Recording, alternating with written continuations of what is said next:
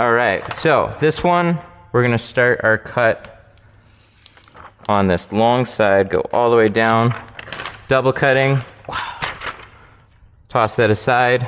We should have already trimmed off some of this extra here, and let's get that away.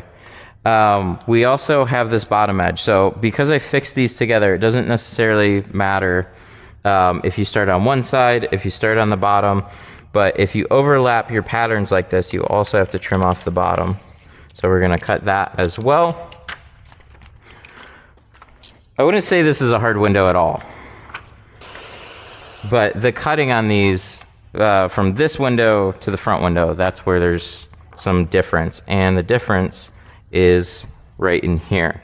So when you peel this back, it looks like your side edge goes all the way up here, but it doesn't. It's actually just this straight section right here. So we're gonna cut just this little guy right down here, and then we're gonna treat this whole area up there as your top edge. So make that cut, shift this over. We're gonna slide it down just a bit, right in there. Spray, tack this on the window, and then we're gonna trim this little guy off and then roll this down. All right, what else are we quoting here?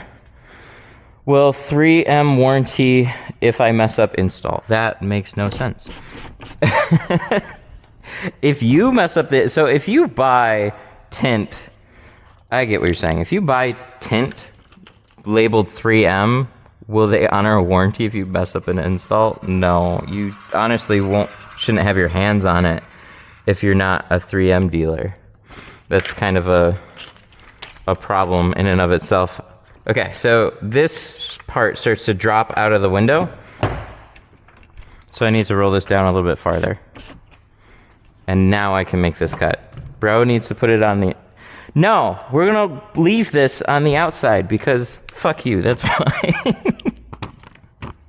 And then we're gonna make this other cut straight up and meet right at that corner. And so I've got some guesswork right here that we need to do. So let's put this on the board. Tic-tac, you silly. We got our patterns.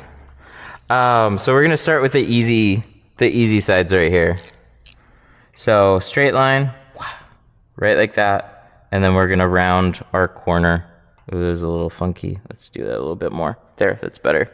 How much for a 98 GMC Jimmy? Ooh, so all around I would start at 290. That one I would probably start at 450 for all the sides and the rear. It's just gonna take a lot longer. And then we're gonna trim that off. We're gonna go straight this way. And then we're gonna round our corner. 16 Silverado Crew. That one's normal pricing for sure. 16 Silverado is really straightforward. Okay, so for this stuff right here, same thing. We're gonna take what we learned with our edges.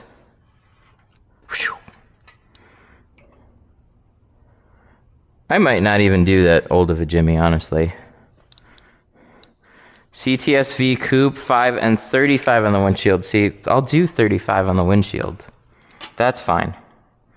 But for this, we're gonna continue this cut as if it was going straight.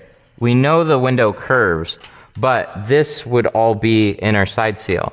And then we can take this, and again, we can continue this cut straight. Right like that. That looks nice and clean. And then round this corner a little bit, but we're gonna have to round that even more. We really wanna put this back on the door and guesstimate, or we can reference it before we guesstimate it. So on a focus, this section is going to curve a little bit more. Actually, I might not even need to do anything special here. I might wanna round this just a little bit more. So as this comes down, it's going a little far side. Sometimes they'll round that corner there. So I'm gonna round it just a little bit more, but all of that is gonna be in my side seal. Why don't you just pre-cut? Why don't you just... I don't know. I need a good rebuttal. It probably wasn't meant that way. So I do have a plotter, and I do plotter cut some of my stuff. And we're gonna do that with like the rear quarters and this back hatch. When I'm trying to get more exact cuts, you can just do it better by hand cutting because everything's like tailored fit. You might have the same problem with the other side. Look here, mister. Okay, so you're right. They could potentially not be the same from one side or the other. I do always take that risk. And there's been a couple times that I've had like an aftermarket piece of glass where they haven't lined up as nice. The vast majority of the time, doing this lines up way better and more consistently than plotter cuts do. Plotter cuts will get you a good amount of the way there. But when you want to be a little extra particular consistently, hand cutting is going to get you there like all the time. But you're right. This may not line up perfectly with that, and we'll find out. Stay tuned. All right, now we're going to install this. We're going to take a blade. We just rolled up the window. Everything's cut, shrunk, ready to go. What ceramic?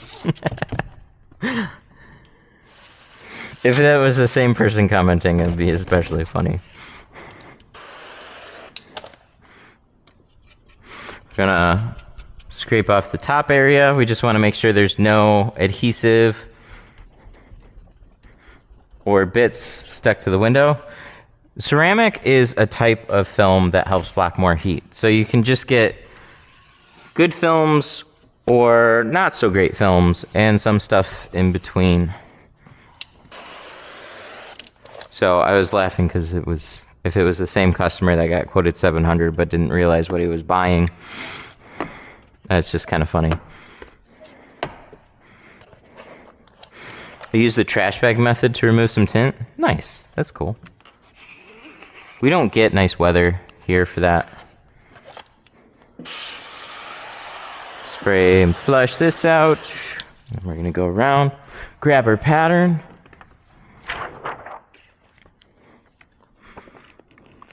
Watch, this is gonna be the pattern that doesn't line up quite right because somebody said you could have the same problem between one side and the other if you're double cutting. Just like a plotter wouldn't line up. We'll see. I hope not. It'd be a big foot in my mouth then. All right, we're gonna line this corner up first. How come my tint always makes crinkles and water pockets and stuff that won't go away? Because you're doing it wrong. Window tint needs to be installed very carefully. And at any corner, any edge, you can have stuff that pops up, dirt that gets into your film. So you clean it really thoroughly, but your install needs to kind of like be from the center area out. So when I put this film up here, I'm not trying to touch anything else over here. Put it on the glass, slide it over. Then you take this side, slide it back over a little bit. But you're avoiding everything. And the more that you have to screw around with it, even though you cleaned it, the more dirt and stuff that is gonna flush back into your window. So we're gonna squeegee this out. Looks like my top edge lines up great, by the way.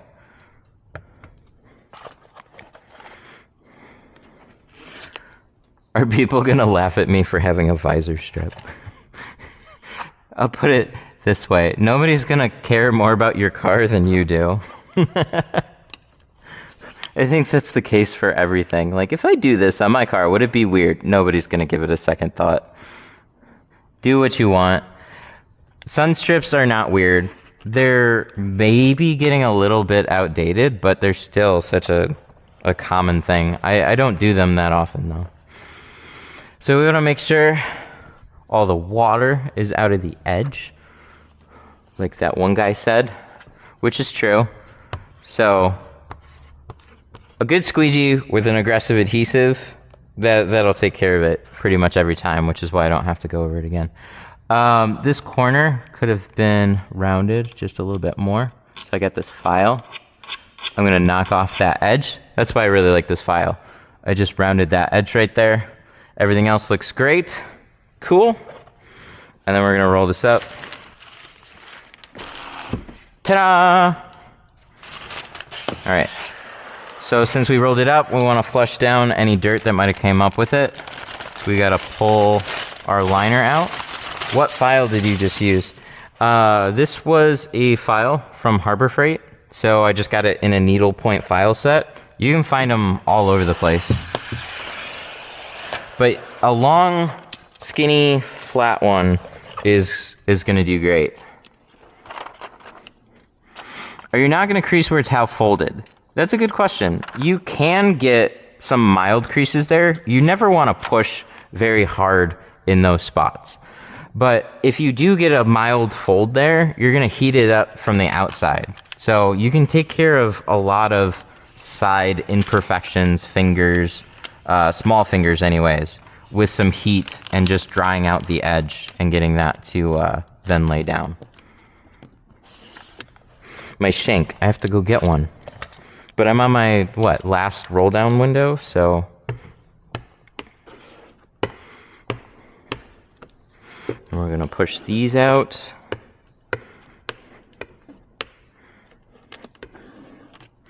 And then go back to pink or green or blue, doesn't matter. Any of these are great, so that's cool. I wanna push out a little bit more water because that pink one is really good for bubbles, but not necessarily great for pushing out a ton of water. Hybrid's kind of an in-between. It's not the hardest squeegee that we have, but it's a good all-rounder. And then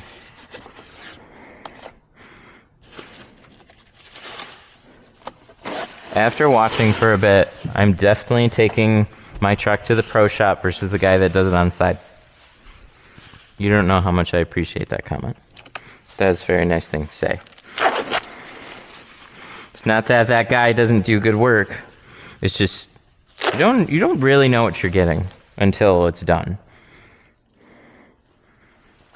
All right, we're gonna wipe this off. You always want to go to people that seem like they care. That's the biggest thing. Even a pro shop, if they don't seem like they care, go somewhere else. Look at reviews, ratings, talk to people. You always want to find people that are really interested.